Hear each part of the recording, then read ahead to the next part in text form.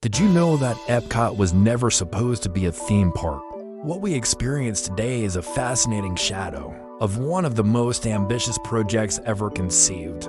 Walt Disney's original vision wasn't for rides and festivals, but for a real, functioning city of the future, a permanent World's Fair.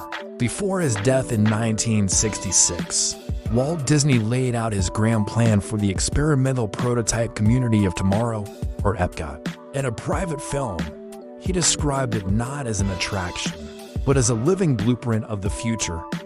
Imagine a real city, home to 20,000 residents, constantly being upgraded with the latest technology.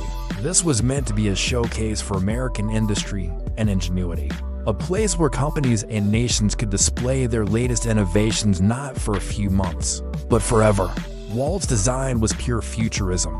He envisioned a perfectly circular city with a bustling urban center at its heart. This central hub would have been completely enclosed by a massive climate-controlled dome, shielding its residents from the elements and creating a perfectly managed environment. Think about it: no rain, no humidity, just perfect weather year-round. On the surface, you wouldn't see a single car. The streets were for people. All transportation from personal vehicles to public transit would be underground, utilizing a network of electric people movers and monorails. It was a radical solution to traffic and pollution. The entire city was structured like a permanent World's Fair. World's Fairs, like the famous ones in Chicago in 1893 or Newark in 1939, were temporary events that introduced the world to marvels like the Ferris wheel, television, and electric lights. Walt wanted to capture that spirit of innovation and make it permanent. Companies like General Electric and Ford wouldn't just sponsor a ride.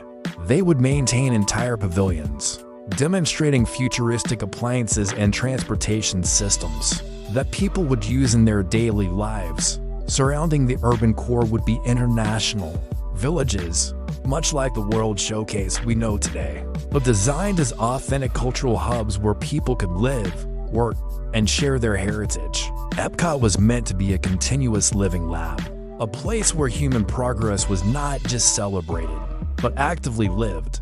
After Walt passed away, the massive scale and financial risk of building a real city seemed overwhelming to the Disney company. The board decided that creating a residential city was just too ambitious and perhaps unmanageable.